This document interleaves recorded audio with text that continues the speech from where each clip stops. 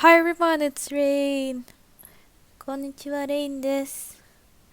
Today I'm going to talk about how did I get to Japan. So for those who don't know about me, because I didn't do any introduction video anyway, haha. I'm currently studying in Japan. I'm in my fourth year. I'm going to graduate by September 2020. Yeah, it's so fast. Without further ado, let's just get into this. Why did I decided to go to Japan? Actually, I didn't intend to go to Japan. I was going to study animation or graphic design in Singapore, but because of talent issues, haha, you can see from my kind of channel logo and clipboard, I'm not that talented in drawing. So I decided to seek for other opportunities.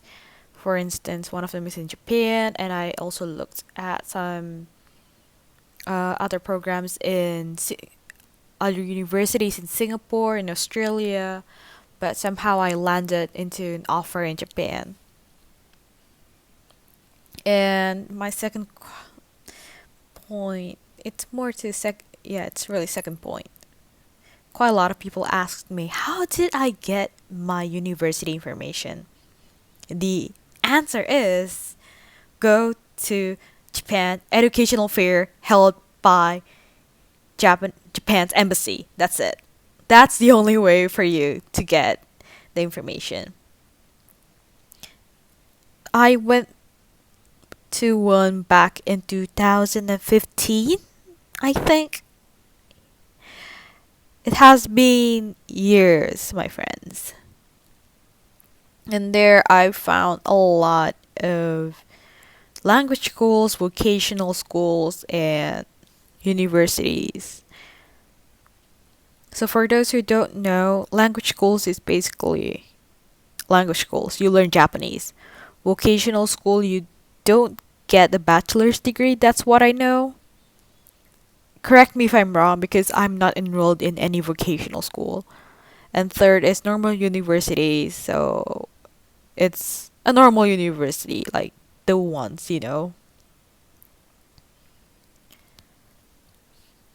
And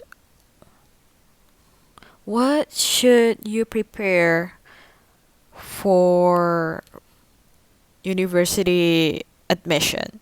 And this is from a third world country perspective, from an Indonesian perspective. So the first thing is to get your transcript from school, so your grades from year 10 or first year of high school till it really depends on the university. Last time because I applied on the first round, so it was only from year 10 first semester to year 11 second semester. And second is your language certification. So you gotta take either TOEFL or IELTS and SAT. It really depends on your program, but I would recommend you to take SAT because it will give you better chance to get into prestigious universities. And third is your recommendation letters. So you better get recommendation letters from your school, either from your principal or from your teachers, or if you're active in certain organizations, just get their certificates legalized and send it with your application because that will help a lot. So if you have certification for like what I mentioned, language, it's not only English. If you can speak Chinese or Korean or Japanese or whatever other languages, make it make just apply for it. Just include it in your bundle. Or if you have dance certification, singing or whatever, just put it in the bundle. And fourth, what I want to say is about the language problem. So people might think that all programs in Japan are in Japanese, but there are some programs that are in English, for instance. In Waseda University, there are a number of programs in English. I heard KO also have it, and you just need to search more into it. And one thing about English degree, it really depends on your campus. They will require you to study Japanese, but some won't. My program not asked me, require me to study Japanese if I didn't pass a certain score on my language placement test. And if you want to do a degree in Japanese, so you might have to enroll, or you have to enroll in a language school for a couple of years, and then you have to take Noryoku Shiken or JLPT and Edu. I don't know much about how to get into Japanese programs, but take it with a grain of salt. So if you want to go to Japan, the most important thing is you gotta learn Japanese because you need to survive there. And probably the last thing you will ask me is how did I get accepted? Well, I applied and I went for an interview because I got a conditional offer. It was really hectic though. I almost panicked.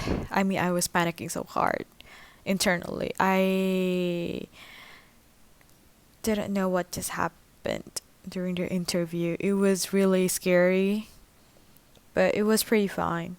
However, what made it intense is I got sick after the interview, and it was in the week when I have to take my national exam. Thinking back about that event, it was really scary. I had to fly on Friday night right after school. On Saturday, I had to take the interview, and on Sunday, I had to fly back home because on Monday, I had the exam.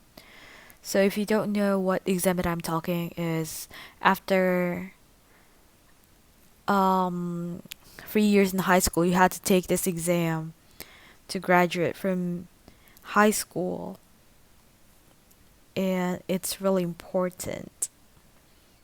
Anyway, I did that exam, although I got sick on the second day. I still passed. I graduated from high school and went to university in Japan. So if you are asking me when did I know whether I got accepted or not, it's right after the exam ended. So it's a few weeks. Well, anyway, I got accepted.